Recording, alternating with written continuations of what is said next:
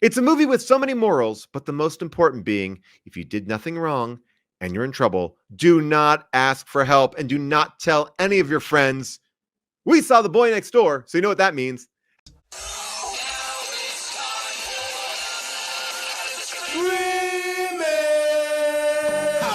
Schwarzenegger grow a baby in his belly, rock a rhinestone vest while ripping Justin to Kelly, or maybe see a burlesque show with Nick Crow and take a boat with speed to hitting cruise control. J-Man, Big Paul in the beautiful June, gonna take you from the goob all the way to the room. Ran the games of Street Fighter, helped to blow off steam, just a sucker punch the odd life of Timothy Green. Sharknado, the birdemic, how we staying alive. They call it in the badass and he's on the line, cranking 88 minutes cause they cool as ice, cause a bad Jim Varney looking kinda nice. Paul and June getting literal, Jason is getting laid. June is making sure all the monkey shots getting paid. They judge a bunch of movies while they're making the grade. Here's a real question for you, how did this get made? That's a good look, Haru. What's that smell? Hello, people of Earth, and welcome to another Matinee Monday. I'm your host, Paul Scheer, and this is How Did This Get Made, episode 138, which came out in 2016 with the great Heather Ann Campbell from Whose Line Is It Anyway, and Ben Siemon of Crazy Ex-Girlfriend. We are in studio. We're talking about the Jennifer Lopez erotic thriller, The Boy Next Door. We're talking about the wet cookie scene, the first edition Iliad that she gets, or that he gives her. I can't remember it, but I remember somebody gets a first edition Iliad. That's so stupid. We talk about Vacant Chinatown and so much more.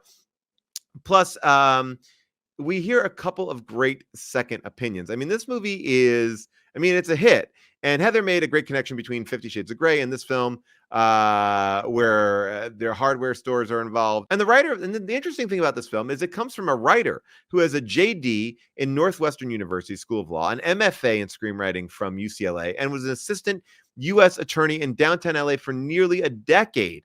So this person knows what they're talking about. This movie lacked so many extras. I mean, it's like one of those like low budget Blumhouse films, right? So there's no one in this movie. I mean, literally, Chinatown is empty. And this movie had no stakes whatsoever, but it's still NSFW. Is that right? Yeah, it is. But this is just really. This movie is wild, and we do talk about this idea that J-Lo is always laughing in this movie, but for no reason. Here, take a listen to the clip. One of the things I loved about this movie too was that a lot of the movie was built on the tail end of jokes. I always felt like that we were coming in at the tail end of a joke, or like people like, oh yeah.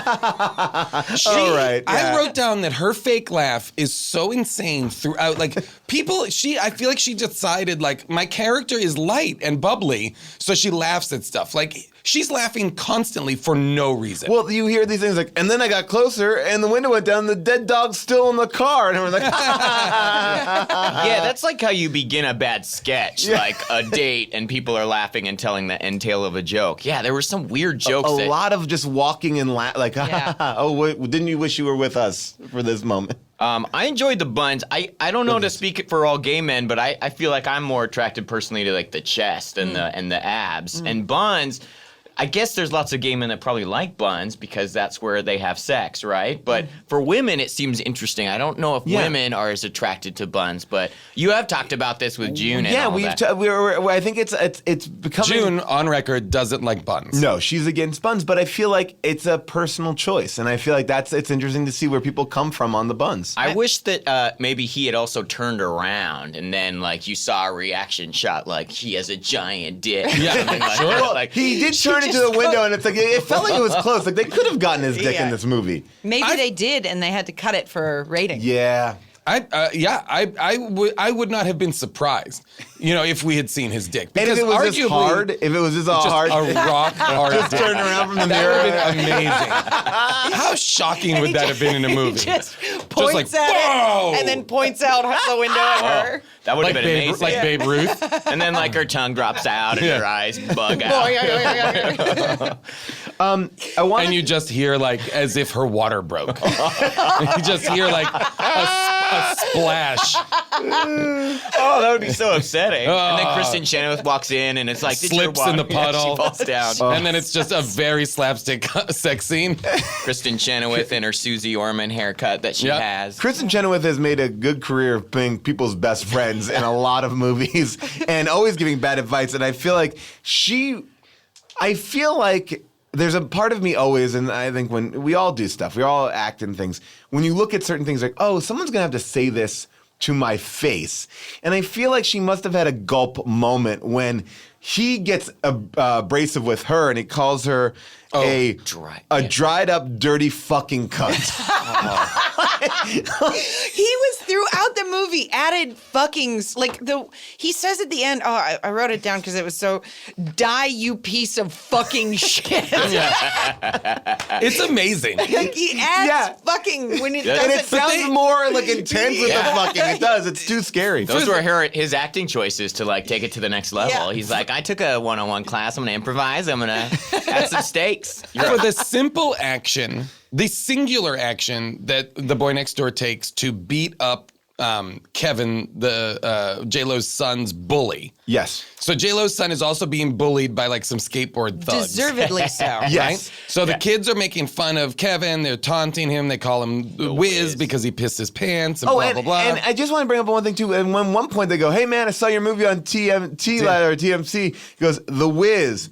It's the Black Wizard of Oz. Yeah, no, they have to explain it. That's not a thing that we need to get in deep. Like, we got it. Like, That was definitely a note where someone's like, I don't know if people know what the Wiz is. We better. Young people probably don't know the Wiz. the Black Wizard of Oz was such a weird specific. So the boy next door comes in and fractures the kid, beats the kid almost to death.